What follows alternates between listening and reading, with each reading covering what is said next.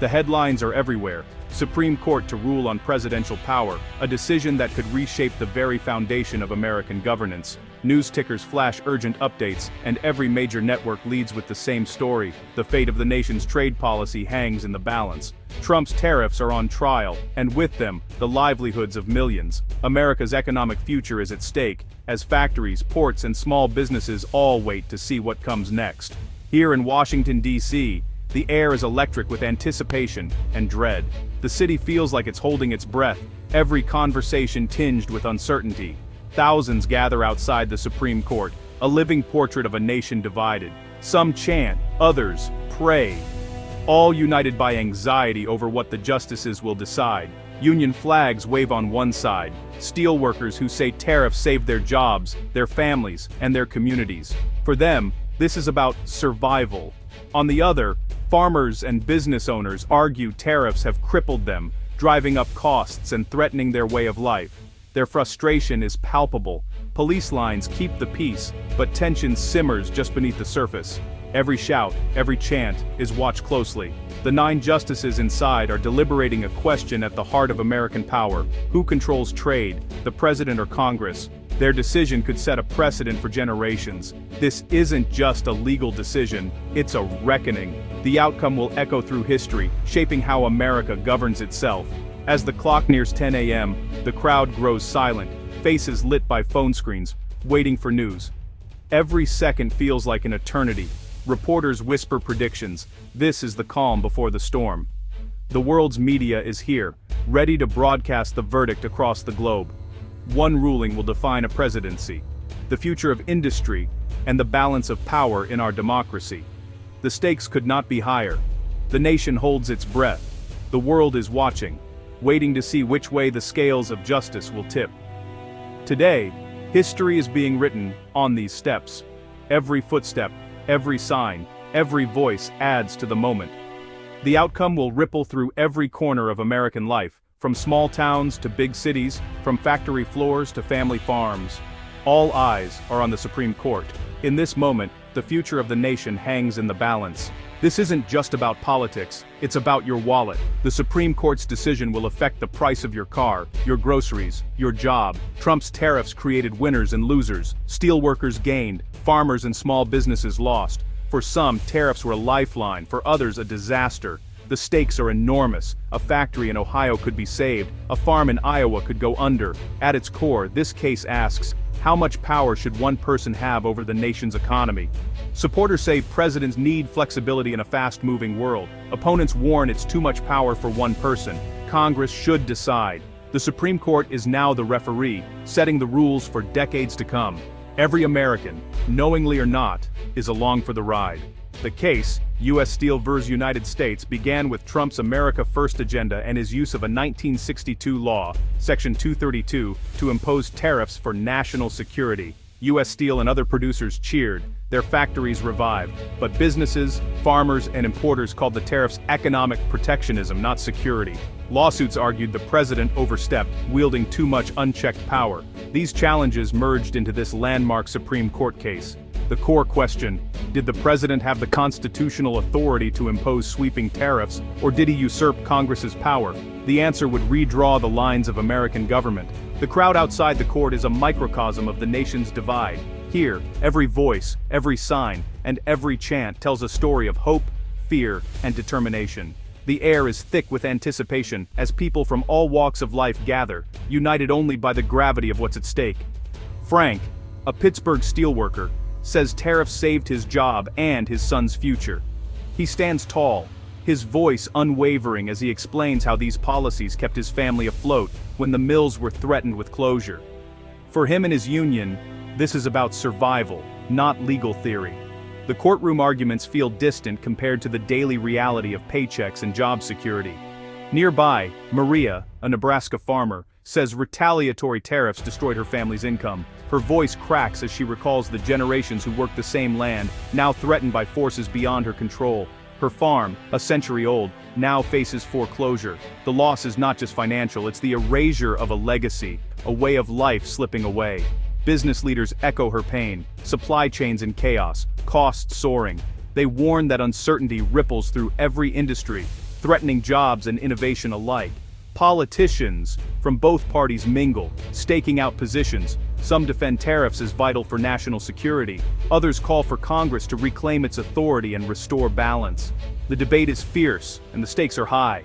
The media swarms, capturing every emotion, every argument, and every tear. Their cameras broadcast the nation's turmoil to millions watching at home. This is more than protest. It's a vigil, a gathering of tribes, each convinced of their cause.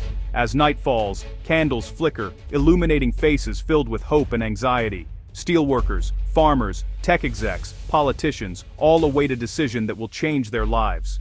For many, this moment feels like a turning point in American history. The anxiety is shared, the stakes deeply personal. Every person here knows that what happens inside the court will echo far beyond these steps. The faces here are the human side of U.S. Steel versus United States. They are the living proof that policy decisions are never just abstract debates. They are about real people, real families, and real futures. The court's ruling will send shockwaves through every one of them. The outcome will ripple through communities, industries, and households across the country. Today, the nation's fractures are on full display. The lines drawn here reflect deeper rifts that have shaped the country for years. The outcome will define more than just trade policy. It will shape the nation's identity, its values, and the path it takes into an uncertain future. The decision is finally out, a landmark 6-3 ruling against the government that has sent shockwaves through the nation's capital. In a sweeping opinion, the court strikes down the broad use of tariffs, making it clear that Congress, not the president, holds the ultimate authority over foreign commerce and trade policy. The ruling lands like a thunderbolt, instantly redrawing Washington's power map and forcing both parties to rethink their strategies. The president can no longer unilaterally impose sweeping tariffs. From now on, any major changes to trade must go through Congress, restoring a crucial constitutional check. On one side, farmers and business owners erupt in celebration. Markets that were once closed may soon reopen, and the cost of doing business could finally fall. Maria, a Nebraska farmer, weeps with relief as she clutches her daughter. "We have a chance now," she says, her voice trembling with hope for the future. For them, it's more than just an economic win. It's a victory for fairness, for their families, and for the Constitution itself. But on the other side, steelworkers are left stunned and angry, feeling abandoned by a system they thought would protect them. Frank stands silent, his flag limp in his hands. "They sold us out," he mutters, struggling to process the news. Union members shout, "Betrayal!" To them, the ruling feels like a direct blow to American industry and their livelihoods. The court's decision is not just a legal matter, it's deeply personal, touching the lives and futures of millions across the country. For some, it's salvation and a new beginning. For others, it's devastation and uncertainty about what comes next. The shockwave is immediate and raw, reverberating from city streets to rural towns, as Americans everywhere try to make sense of what just happened. The era of unilateral tariffs is over, and a new chapter in American trade and American democracy begins today. The majority opinion is a civics lesson. Separation of powers is the foundation. The justices say the Constitution gives Congress, not the president, the power to tax and regulate commerce. Over time, Congress delegated some authority, but the court says Section 232 was stretched too far. Declaring nearly any import a national security threat is a legal fiction, the court rules. The 6-3 split reveals deep divisions. Dissenters warn the president's hands are now tied in global crises. But the majority insists Congress must make the biggest economic decisions. The president can still negotiate and respond to real threats, but not impose sweeping tariffs alone. The debate now returns to Congress, where public negotiation and compromise must rule. The ruling reasserts a core principle. Economic power belongs to the people's representatives. The Constitution, not executive fiat, is back at the center of trade policy. The ruling sends shockwaves through the economy. Wall Street surges, companies reliant on imports celebrate, uncertainty lifts. But in steel towns the mood is grim, mills reassess, stocks plummet, layoffs loom. The divide between Wall Street and Main Street is stark. In farm country, relief is cautious. Export markets may reopen, but recovery will take time. Farmers know rebuilding trust and market share won't happen overnight. In boardrooms, executives scramble to adapt. Supply chains must be rethought. Lobbying efforts shift to Congress. The fight moves from the White House to Capitol Hill. Businesses now face the uncertainty of congressional deal-making. The era of a single pen deciding trade is over. The new uncertainty: can Congress act? The economic landscape has changed overnight. For Frank, the steelworker, the decision feels like déjà vu, hope replaced by fear. The mill is the heart of his community. Its loss threatens the whole town. Frank feels abandoned, believing the system values cheap imports over American jobs. For Maria, the Nebraska farmer, the ruling is a lifeline.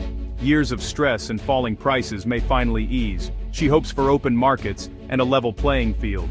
Maria's story is about resilience and the chance to rebuild. These stories show the human cost of trade policy. One group's salvation is another's ruin. The Supreme Court's decision isn't just about law, it's about lives. Factories, farms, and families are all on the line. The stakes are real, the consequences immediate. Trade policy is personal, not abstract. The nation's economic divide is laid bare. The future is uncertain for both Frank and Maria. The world reacts. America's allies breathe a sigh of relief, hoping for stability and diplomacy. Rivals like China see opportunity, but know the real conflicts remain. The ruling changes the rules, not the underlying tensions. Now Congress must lead on trade. No more passing the buck to the president. Lawmakers face the challenge of crafting policy in a divided nation. The burden of tough decisions is back on Capitol Hill. The Supreme Court has closed one chapter and opened another.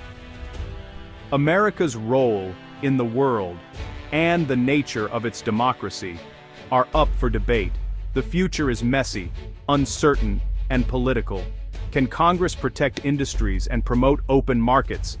The Supreme Court hasn't answered these questions, only changed the arena. The nation and the world watch what happens next. The story of American trade is far from over.